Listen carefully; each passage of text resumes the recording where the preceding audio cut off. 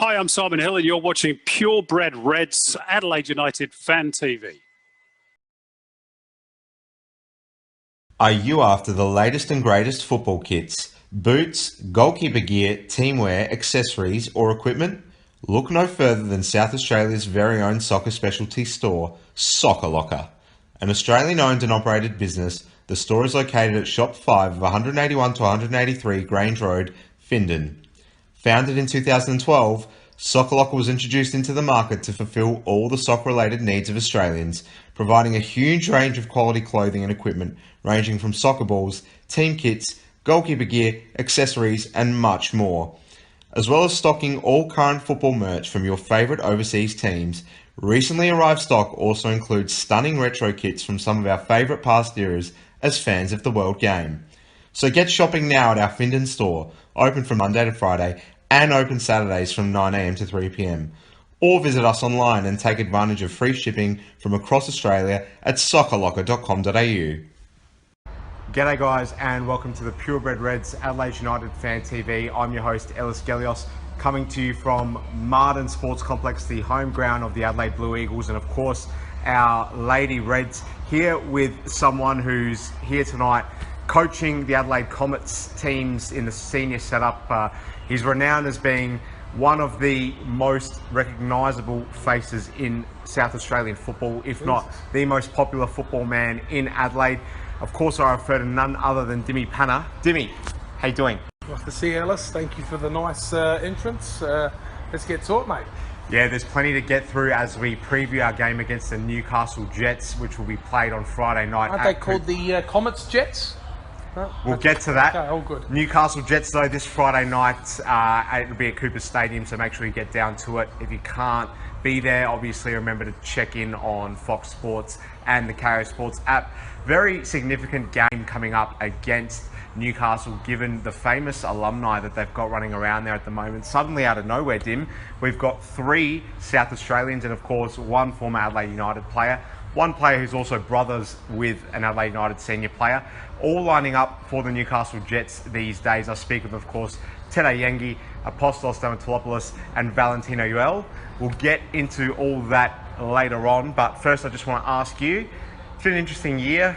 The Comets didn't quite finish 2020 in the way they would have liked to, but doing plenty on and off the ground this year to make sure that the Comets go one better this year. Am I right? Yeah, we are. We've disappointed, obviously, to lose the grand final, but it was a very proud season for us to make the GF in a COVID year where players were taking pay cuts and just 2 breaks, not even just 1, and it was a real interesting season. But to make the GF was a great job, but quite disappointing to lose it as well. So at least we know what we need to do for this year.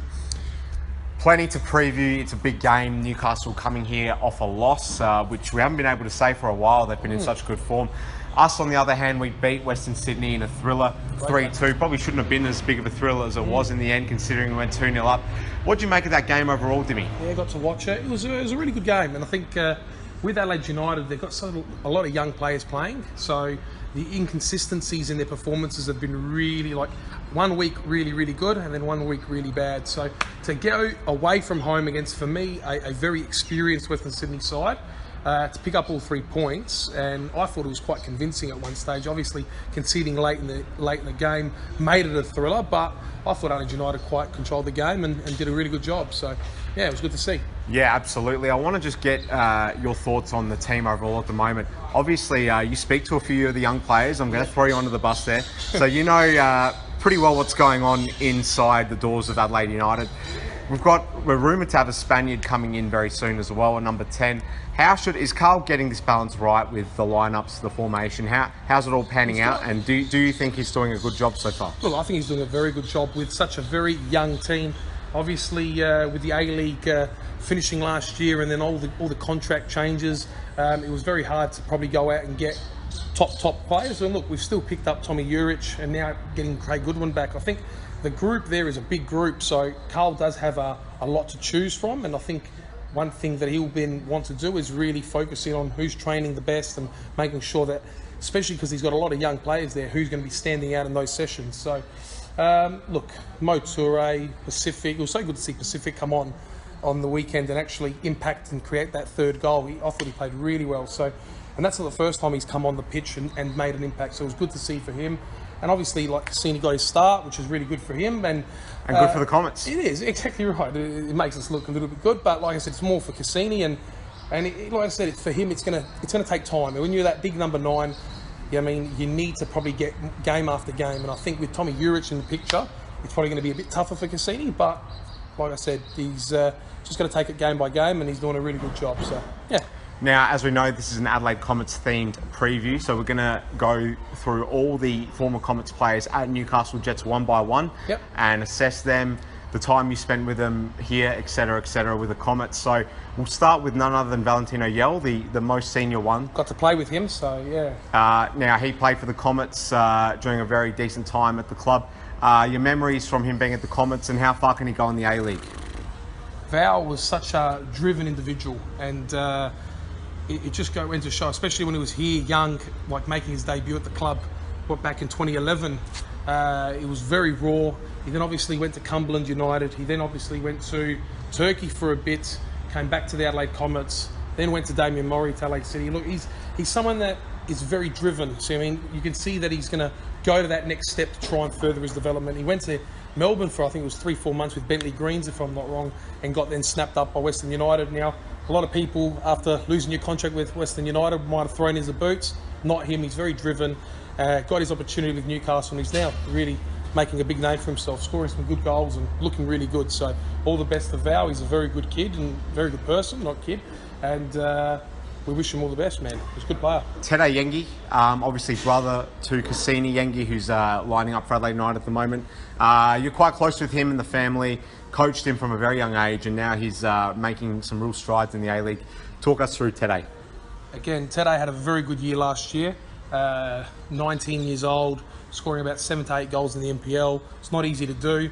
He's then got himself an opportunity with Newcastle. Like I said, he hasn't really got to find himself starting just yet. And mind you, when Val and Donovan, like you said, they've been playing really well. So he's going to have to wait and bide his time. But when he does get that opportunity, he's got to take it. And best thing with him is, again, very driven individual, and we'll want him to be the best he can be. So we wish him, again, all the best. And he's just got to be a bit patient. He's got to bide his time a bit. But he's got the opportunity too, so it's good to see. Apostolos Stamatelopoulos, former player here, went at Western United for a while, didn't really get a look in for reasons that we shouldn't really go into, but then moved to Newcastle Jets, joined that former Comets contingent there.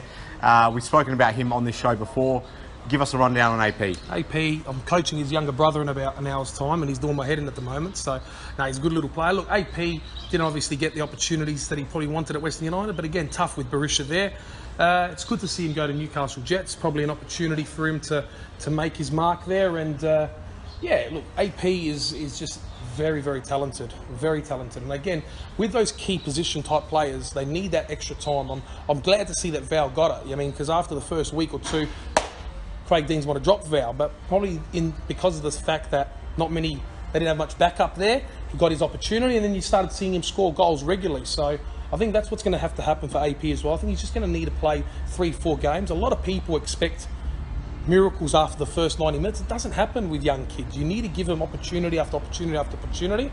And I hope with AP's sake that when he gets his chance, he can get 2-3 games a bit of a run. And like I said, he's good enough to then make an impact. So give us a prediction, mate. I'm going to go 2-2. Yeah, I think Val's going to score 2 goals. But I think Adelaide United are going to be good enough as well to... I think Adelaide United is going to come back both times. So Newcastle 1, United 1-all, Newcastle 2-1, and I think it will be a late equaliser for maybe Pacific or even a Stefan Moore. So, And as we wrap, talk to us through the comments. We've got some friendlies tonight, the 18s and reserves. Obviously, you're heavily involved. And when there's a team that's not got a coach one night, we know who's taking that team on here. You've just come back from a pre-season trip as well. Yeah. Talk to us about everything going on and off at the club. Tonight we've got the 18s and reserves playing here at Martin, and tomorrow we've got the senior team playing. So the senior team got to go to High Marsh Island for a bit, which was really good for a bit of team bonding and team camaraderie, so it was good to see. Look, I think Barney's got a really good group of players. We haven't lost... we've only lost 1 or 2 players. Tete and Tom Dittmar's gone to Cumberland. We've only really brought in 1 or 2 and promoted a couple from the youth team. So again, we haven't unsettled the squad. The squad's been there from last year, so hopefully they can continue what we did last year and go one better. Well, we wish you and the club all the very best. Thanks for joining us, Dim. It's been great to check in with you again. And like I said, all the best to Comets, and hopefully the Reds can get up and win Friday night. My message to all the Reds fans is come out to some local league games. I mean, especially in the next month, where the season will be starting. It will be all over, the fixtures will be all over the Facebook pages and whatever. I think you need to come out and support what hopefully will be the future Adelaide United players. So, all the best. Thanks for watching, guys.